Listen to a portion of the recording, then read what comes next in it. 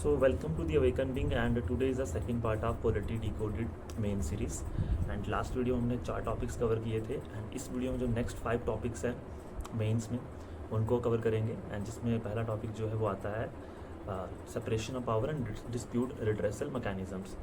Last के topics हमने judiciary, executive and parliament को कवर किया। नाउ हम बात करेंगे कैसे सेपरेशन ऑफ पावर्स जो हमने पीछे मेंशन पढ़ा है, क्या सच में हमारा Indian constitution strict separation of power को मानता है या फिर principle of checks and balances को मानता है। और ये क्वेश्चन भी आता है। सेपरेशन ऑफ पावर में जनरली कुछ नहीं पढ़ना है, जस्ट डॉक्ट्रिन है separation of power. Article I think ये DPSP में मेंशन किया गया है 50 या 51 में कुछ इसी तरीके से आर्टिकल मेंशन किया गया है। जस्ट उसको आपको यूज़ करना है एंड क्या क्या प्रोविजंस हैं हमारी, ये आपको लक्ष्मीकांत से भी देखने को मिल जाती हैं अगर आपने जुडिशरी, एग्जीक्यूटिव एंड लेजिस्लेटिव अच्छे से पढ़ा होगा। जो इसमें मेन टॉपिक है वो डिस्प्यूट रिड्रेसल मैकेनिज्म्स का। आउटसाइड कोर्ट, तो कोर्ट के अलावा भी कौन कौन से तरीके होते हैं जिसमें हम डिस्प्यूट रिड्रेस कर सकते हैं, जिसमें सबसे इंपॉर्टेंट आता है ट्रिब्यूनल्स। ट्रिब्यूनल्स में ट्रिब्यूनल्स में जो आर्टिकल्स हैं 323A एंड 323B प्रीलिम्स के पॉइंट ऑफ व्यू से इंपॉर्टेंट है एंड मेंस के पॉइंट ऑफ व्यू से भी इंपॉर्टेंट था। आई थिंक लास्ट ईयर ही जो ट्रिब्यूनल्स रिफॉर्म्स एक्ट था 2021 का वो स्टॉक डाउन कर दिया था एंड वो न्यूज़ में भी था। तो लास्ट ईयर UPSC मेंस में क्वेश्चन भी आया था कि रैशनलाइजेशन ऑफ ट्रिब्यूनल्स जो 2021 में की गई है उसका क्या इम्पैक्ट पड़ता है। यहाँ इसमें से एक स्टैटिक एंड जनरल क्वेश्चन बनता है कि ट्रिब्यूनल्स क्या कर्टल करते हैं जरिस्डिक्शन ऑफ ऑर्डिनरी कोर्ट्स की एंड जो सेंट्रल एडमिनिस्ट्रेटिव ट्रिब्यूनल है उसका रोल क्या है। तो इस तरीके से 3 से 4 क्वेश्चन ट्रिब्यूनल से बने हैं एंड आपको इसी के ही अराउंड आगे भी क्वेश्चन देखने को मिलेंगे। इसके अलावा लीगल सर्विसेज अथॉरिटी एक्ट 1987 जिसके अंदर नालसा बनाई गई है, या लीगल एड के लिए कौन एंटाइटल्ड है एंड इसी के अंदर लोक अदालत जो हैं वो बनाए गए हैं। तो ये भी इस अल्टरनेट डिस्प्यूट रिजोल्यूशन में आ जाता है। थर्ड जो होता है आर्बिट्रेशन कॉन्सिलिएशन एक्ट जो है 1996 का, अगर वो न्यूज़ में रहता है तो उस पर क्वेश्चन आने के चांस होते हैं, अदरवाइज़ वो काफ़ी आउटडेटेड एक्ट है।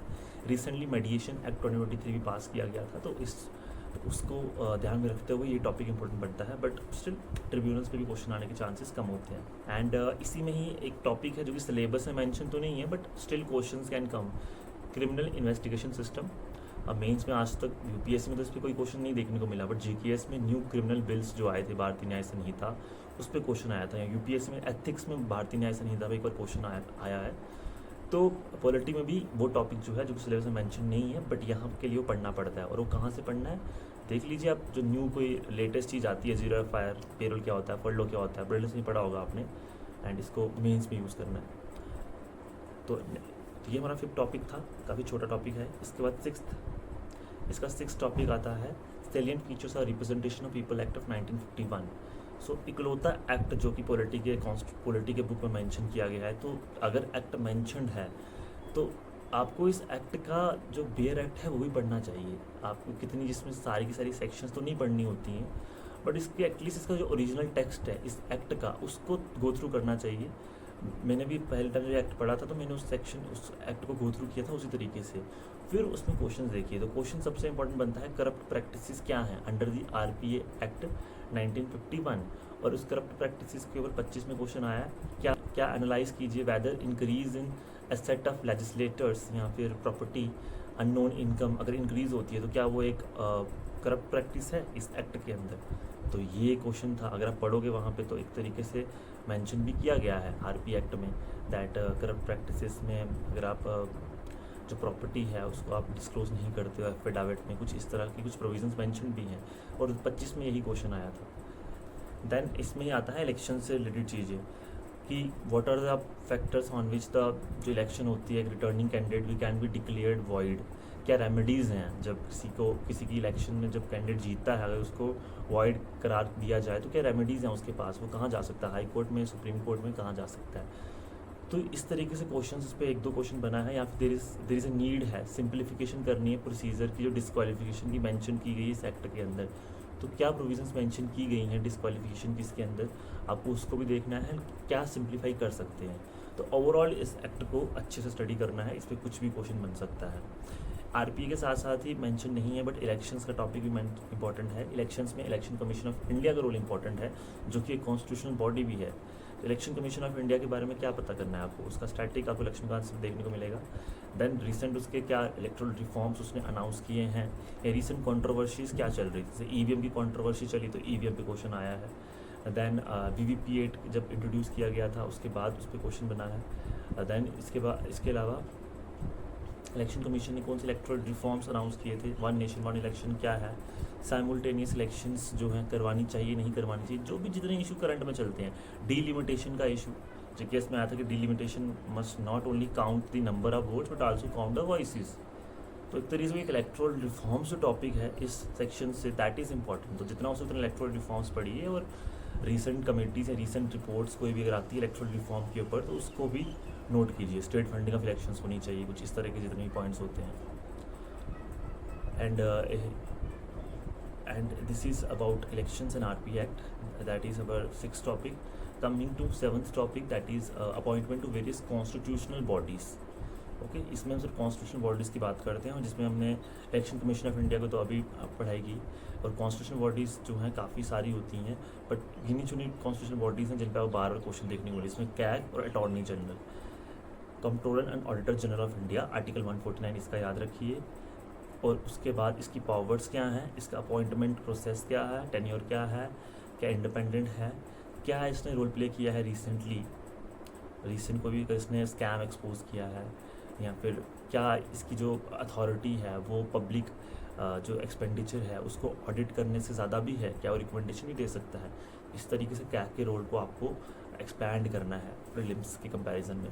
Then attorney general chief legal adviser होता है, एंड ये क्वेश्चन आई थिंक 4-5 साल पहले आया था। एक्चुअल UPSC ने इसी पे क्वेश्चन पूछा, जस्ट वर्डिंग चेंज कर दी, बट थीम वही था कि discuss her powers her limitations. तो CAG and attorney general, 2 major constitutional body, election commission of India 3rd, ये आपको स्टडी करनी है। इसके अलावा national commission for schedule caste, national commission for backward caste, these are the 2 important bodies. तो इससे ही relate करती है NC/ST, तो वो भी एक इंपॉर्टेंट बॉडी है। तो तो कभी भी आपको NC/ST भी क्वेश्चन देखने को मिल सकता है, और क्वेश्चन क्या देखने को मिलेगा कि क्या ही रोल प्ले किया है उन्होंने। तो जनरल है, अगर आप रिसर्च करके जाओगे कि क्या उनकी पावर्स, क्या उनकी स्ट्रेंथ रही है, कहाँ कहाँ उन्होंने हेल्प की है और कहाँ नहीं कर पाए हैं, क्या उनकी प्रॉब्लम्स है, लैक ऑफ स्टाफ है, यहाँ पे नॉन रिकमेंडिंग नेचर है, या फिर नॉन बाइंडिंग नेचर है, इस तरीके से जो भी क्वेश्चंस हैं तो वो आपको हर इन कमीशंस का प्रिपेयर करके जाना है। तो ये कम से कम मैंने आपको ये 5 कमीशंस बताई। एंड कॉन्स्टिट्यूशन कमीशन कैसे बनाई जाती है, what are the steps for constitutionalisation of a commission, ये हो गया। तो ये 5 कॉन्स्टिट्यूशनल बॉडीज़ जो कि बहुत इंपॉर्टेंट है। इसके अलावा ऐसा नहीं किसी भी क्वेश्चन नहीं आ सकता, बट स्टिल पैटर्न को देखते हुए इनके ऊपर ज़्यादा ध्यान देना है और बाकियों को थोड़ा बहुत, जैसे कि आपने प्रीलिम्स में पढ़ा होगा। ये हमारा था 7th टॉपिक। इसके बाद 8th टॉपिक है statutory, regulatory and quasi judicial bodies. तो स्टैट्यूटरी बॉडीज़ में NHRC, national human right commission, इस पे 2 बार क्वेश्चन देखने को मिला है। तो national human right commission recent में क्या ऐसा कर रही है, रिसेंट में कहीं ह्यूमन राइट वायलेशन हो रहे हैं तो वहाँ पे इंडिया की NHRC क्या करती है, ये मैटर करता है करंट अफेयर्स में। एंड इस टॉपिक को काफ़ी आप एक करंट ओरिएंटेड टॉपिक ले सकते हो। एक टाइम पे कंपटीशन कमीशन ऑफ इंडिया पे क्वेश्चन आ गया था, उसका रोल। तो बहुत सारी कमीशंस होती हैं, तो किस तरीके से कौन सी कमीशन आएगी ये आपको करंट अफेयर्स बताएगा। रिसेंटली मान लो लोकपाल न्यूज़ में काफ़ी चल रहा है, लोकपाल का काफ़ी इशू चल रहा है, तो लोकपाल पे क्वेश्चन बन सकता है स्टैटिक के साथ करंट, इस तरीके से। आई थिंक अभी तक आप ये चीज़ समझ रहे होंगे कि Laxmikanth is not enough. Laxmikanth को बस इनका स्टैटिक पढ़ के कि हाँ लोकपाल इस आर्टिकल में कि बस इसका स्टैटिक पढ़ के चले जाइए कि लोकपाल जो है एक स्टैट्यूटरी बॉडी है, इसमें बनाई गई है। आपको उसको एक्सटेंड करना पड़ेगा, तो extension is difficult, extension part difficult होता है, लिंकेज डिफिकल्ट होता है। फर्दर मूविंग स्टैट्यूटरी बॉडीज़ में NHRC, CCI, then Lokpal, and apart from the national commission for women. देखिए वुमेन, ह्यूमन राइट्स वायलेशन, ये जो टॉपिक्स हैं एवरग्रीन टॉपिक्स होते हैं, इनकी ही बॉडीज़ पे भी क्वेश्चन आता है। देन इस बार आती है क्वाज़ी जुडिशियल बॉडी। तो क्वाज़ी जुडिशियल बॉडी क्या होती है, what is a quasi judicial body. Okay, तो क्वाज़ी जुडिशियल बॉडीज़ जैसे ED हो गया, CBI भी एक तरीके से क्वाज़ी जुडिशियल बॉडी में आ सकता है। तो इन बॉडीज़ को भी देखना होता है, बट जनरली स्पेसिफिक बॉडी पे क्वेश्चन तो इसमें नहीं आया है, बट आपको स्टिल उनकी पावर्स, CBI और ED तो बहुत काफ़ी न्यूज़ में रहती है दोनों, तो इनके बारे में आपको अच्छे से। देन इसके बाद आते हैं रेगुलेटरी बॉडीज़। रेगुलेटरी बॉडीज़ में तो बहुत सारी बॉडीज़ हैं, RBI है, CB है, हर एक जो डोमेन है, इकोनॉमिक पॉलिटिकल डोमेन, उसकी एक बॉडी रहती है। तो इसमें ब्रॉडर फ्रेमवर्क की रेगुलेटरी बॉडीज़ जो हैं, जैसे कि रिसेंटली JKS में क्वेश्चन आया था, दैट इनकी पावर इतनी इंक्रीज हो गई है that they are working as a fourth branch of government. They are working, मतलब फोर्थ ब्रांच है सरकार की एक तरीके से। तो कैसे, तो उनकी पावर्स लिखिए, कितनी ज़्यादा पावर्स आज के टाइम पे रेगुलेटरी बॉडीज़ के पास हैं। एंड दूसरा इशू क्या है, इंडिपेंडेंट एंड ऑटोनॉमस हैं, अगर नहीं है तो क्यों नहीं है। एंड इनकी सक्सेस के लिए आपको इनको इंडिपेंडेंट और ऑटोनॉमस बनाना काफ़ी ज़रूरी है। So that was so it was the 8th topic, and last topic is 9th topic, comparison of Indian constitution with that of other constitution। तो इस टॉपिक को, ये जो पिछले 8 टॉपिक्स आपने स्टडी किए हैं, इन्हीं में से किसी एक टॉपिक के कंपैरिजन आता है। पैटर्न के हिसाब से 3 कंट्रीज़ हैं जिनके साथ तो कंपैरिजन देखना है, India and USA most important, India and UK, then India and France. These are the 3 important countries. ऐसा नहीं बाकी किसी कंट्री क्वेश्चन आ ही नहीं सकता, यही 3 आएगा, बट अब स्टिल देखो ना, पिछले 10 साल का पैटर्न नहीं आया है, तो आप कुछ तो कहीं ना कहीं तो UPSC को बताना चाह रहा है ना इसके थ्रू, कंपैरिजन में किसके बारे में पूछ सकता हूँ। अब इंडिया USA में भी क्या कंपैरिजन पूछेगा, किसके ऊपर पूछेगा। प्रेसिडेंट दोनों में है तो प्रेसिडेंट इलेक्शन कंपैरिजन, या इक्वालिटी का प्रिंसिपल कैसे दोनों देशों में अलग है, या पार्डनिंग पावर प्रेसिडेंट की दोनों की कैसे अलग है, या वीटो पावर कैसे दोनों की अलग है। And going in judicial review कैसे इन दोनों का अलग है। पार्लियामेंट तो देखो USA और इंडिया का पार्लियामेंट तो डिफरेंस नहीं आने वाला, बिकॉज वहाँ पे अलग ही सिस्टम है, प्रेसिडेंशियल सिस्टम है और इंडिया पार्लियामेंट्री सिस्टम है, तो वहाँ कंपैरिजन तो नहीं बनेगा। बट इंडिया एंड UK में पार्लियामेंट्री कंपैरिजन बन जाएगा। इंडिया एंड UK की जुडिशरी कैसे डाइवर्ज कर रही है, कन्वर्ज कर रही है। तो सी द पैटर्न क्या है, जुडिशरी पे कंपैरिजन क्वेश्चन आ रहा है, और एग्जीक्यूटिव पावर से कंपैरिजन क्वेश्चन आता है, और लेजिस्लेटिव पावर कंपैरिजन क्वेश्चन आता है, वो भी उन 2 देशों के बीच में जहाँ पे वो दोनों देश, और वो भी उन दोनों देशों के बीच में जहाँ पे वो दोनों एस्पेक्ट जो हैं इंडिया एंड UK में पार्लियामेंट है, तो इसलिए कंपैरिजन आ रहा है इन दोनों के ऊपर। इंडिया एंड USA में दोनों में पार्लियामेंट नहीं है, इसलिए कंपैरिजन में कोई ग्राउंड ही नहीं है। और ओवरऑल पॉलिटिकल सिस्टम्स कैसे इन देशों के अलग हैं, उस पर क्वेश्चन जरूर आ सकता है, that political system India and USA, how are they different. तो वो तो काफ़ी ब्रॉडर क्वेश्चन है। सिमिलरली इंडिया एंड फ्रांस की अगर हम बात करेंगे, तो इंडिया एंड फ्रांस में भी इंडिया जो है पार्लियामेंट्री है, वहाँ में प्रेसिडेंशियल सिस्टम है, तो प्रेसिडेंट तो है वहाँ पे, तो कैसे इलेक्शंस कंडक्ट होती है और क्या डिफरेंस है। एंड एक बहुत फेमस है कि सेकुलरिज्म कैसे डिफरेंट है India and USA, India and France का। तो ये तो थीम्स हैं, इसी के साथ आप प्रेडिक्ट कर सकते हो कि और किस पे क्वेश्चन बन सकता है। अगर आपने तैयारी की है अच्छे से, तो आप कहीं ना कहीं प्रेडिक्ट भी कर पाओगे कि और किसके ऊपर कंपैरिजन आ सकता है। ये तो सेक्युलरिज्म पे आ चुका है, जुडिशरी पे आ चुका है, एग्जीक्यूटिव पे आ चुका है, और किस पे आ सकता है। So think about that, make your own prediction, then you will succeed. तो ये था पॉलिटी का होल सिलेबस PYQs के थ्रू, एंड अब आपको इसी को ही कवर करना है। फर्स्ट प्रायोरिटी आपको इसी को कवर होने की चाहिए। जब आप इसको कवर कर दो, तो भी आपको इसी को ही एक्सटेंड करते रहना है करंट की एग्जाम्पल के साथ, और रीसेंट अपडेट के साथ नोट्स को अपडेट करते रहना है। That is the simple process for mains. And साथ में आंसर राइटिंग प्रैक्टिस, जो कि मैंने अपनी पिछली कुछ वीडियोस में एक्सप्लेन भी किया है था कि Day 1 से आपको आंसर राइटिंग, बेसिकली जब आपका एक मेंस का टॉपिक कंप्लीट होता है, तो उसके बाद आपको राइटिंग करते रहना चाहिए डेली बेस के ऊपर। वो करते रहोगे एंड इनको इस तरीके से पढ़ते रहोगे, रिसर्च करते रहोगे, तो इन तीनों चीज़ों को साथ में लेके चलोगे तो आपको बहुत हेल्प होगी। आपको एक टूल किट रेडी करनी पड़ेगी इन सब टॉपिक्स की अपने हिसाब से, जो आपको याद रहे।